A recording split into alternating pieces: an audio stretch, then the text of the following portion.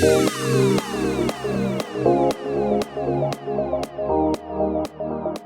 and welcome to another Igloo imaging tutorial. This one's on toilet signs.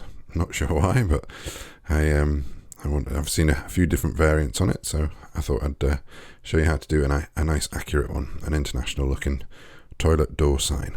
Okay, the artboard here is 1920 by 1080 pixels if you want to follow along, because I'll be quite precise with the pixel dimensions. You want to open up Windows, transform will be one, and align will be another one, pathfinder as well. If you want to pause and copy what I've done here, then that'll help you. The color palette here, CMYK, values, C100, M5, Y100, and K5, and then a white. So those are the ones you're going to need to add to your swatches if you want to do that now. And we'll get started. I've put some guides in here just to help me so I'm not flying blind. So I'll tell you what's going along the way. So I'm going to start with the female symbol. First thing we're going to do is draw a circle. So find up here under your rectangle tool, or you might be able to see the ellipse tool already. Just click and drag, hold shift and let go. Then go to your transform tab, and in the width just put in 100. Make sure that chain link is clicked there, and it'll constrain the width and height. So once you've done that, get it into a nice position, and you can drag a guide down from the top ruler. If you can't see ruler, press Command R. See how it disappears and comes back, and just click on the ruler and drag a guide to that top point. If you can't see these pink lines sometimes, like pink anchor there, go up to View and Smart Guides and snap to point. Those are the ones you want on. So we've got that circle up at the top, which is 100. And we're going to start drawing these shapes now. Next one we want is a rounded rectangle tool. So just click and drag. And depending on what your presets are, you might see something like that. But just hit the up cursor until it goes fully rounded. And if you see the little grey box next to it with the width, height and radius, we want to get the width somewhere in the region of, I think maybe 41 pixels wide. Doesn't have to be exact, but anywhere around 41 pixels wide looks good. We're just going to copy this one. So we're going to press Alt and wait for those double cursors, Alt and then click and drag. And we're going to just change the width on this one to about 50. That's going to be the leg later on. So I can just leave that one down there. The next thing we're going to do is rotate this arm. Now over here you've got the rotate tool. Just double click. You want -19 is the angle that we want for the arm, and we're going to move this into place.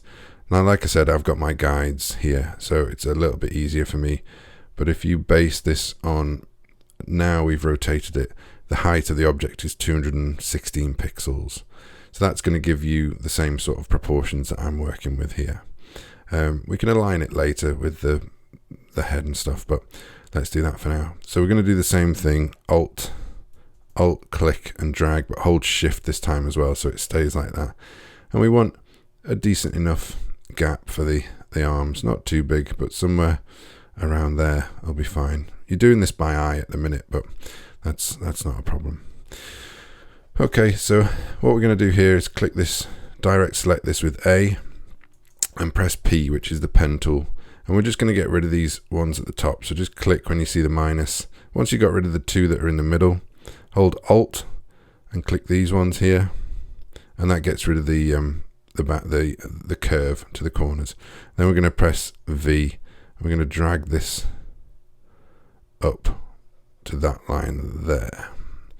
So the distance between the head and the top of the shoulders is only around 10 pixels. If you want to get that exact, you can draw a rectangle that's 10 pixels deep. And again, just drag a ruler in there and get it nice and accurate if you want to. With direct select this anchor point here and just drag it up to that line as well. Try and keep it in the same line angle as that one. Select this shape, press P. We're going to do the same thing, get rid of these ones here. And this line we're going to drag up as well, try and keep it in line. And then drag this point up to the middle point here. Press P again, get rid of these bottom ones. Press Alt, click these ones. and we're going to drag this one down until that anchor point touches down there. So once I've moved this anchor point up and in a bit, I can tell you that the height of this one is 304 pixels. If you want to copy exactly, you can do that. Okay, so from here we need some shoulders to go in. I'm just going to select the rectangle tool and click and drag halfway. Let's put that halfway ruler in with your guides again until it snaps to the center point. So you can see now we've got this sort of shape developing. I'm going to direct select with A this shape here, and we're going to pull this anchor point in to the middle. So we're getting there, we're developing the shape, and what we're going to do here is select everything, and we're going to go to Pathfinder and Unite. So we made that one shape now. Obviously it doesn't look right, it's got sharp edges and no armpits. So I'm going to get rid of the guides. I'm just going to direct select this point here. We've got a few extra points in here. If you want to get rid of those, just press P and get rid of those. Select this this shoulder and use the rounded corner option. It's a fairly rounded shoulder that we want here. That's about right. Direct select with A this anchor point, hold shift and select this one. And then we're going to drag these points till it goes red. So now we've got our curved armpit, and that's pretty much it. So we're going to select this shape, Alt, so you get two cursors, click and hold shift, and if you click and hold under the rotate, you've got the reflect tool. Just double tap that and you want a vertical reflect, and press V, drag it back in till it snaps, select both and Unite under Pathfinder. That's how to draw the female shape. The male shape again is much the same. The overall height you're looking at here is around 600 pixels. So we'll quickly go through the male shape, but the same principles apply. So we're going to draw that circle. We're going to make it 100 pixels, get it lined up, and you can copy your guides. You can use the guides that you've used on this shape here. Again, we're going to use the rounded rectangle tool, something around 41 pixels wide for the arms, maybe 42, and Alt, click and drag, and we can change this one to 50 pixels wide for the legs and drag that down to that bottom point there. Okay, so the arms on this one, they're not curved, so zoom in a bit, go back to your pen tool, get rid of the ones at the top. Remember that Alt click to get rid of the curves. Direct select with A these top two, drag them up, and that looks about right. We can direct select all of these and just move them up a bit like that. In fact, we're going to move them all the way up past there. There we go. Go back to your rectangle tool and get rid of that. And we want to draw a rectangle on there. And we'll draw another rectangle to here. That looks about right. Select all these with V, go to Pathfinder and Unite. And again, we've got some extra points in there. I'll just dump those. 1 second. Just align these two paths, that's my mistake.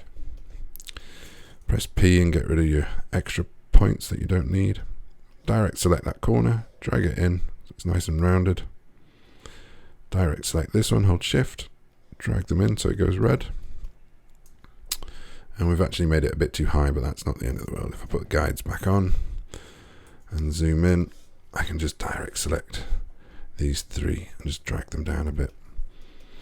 Then same again, select it with V, click Alt and Shift, reflect it vertically, click OK, and pop it back in.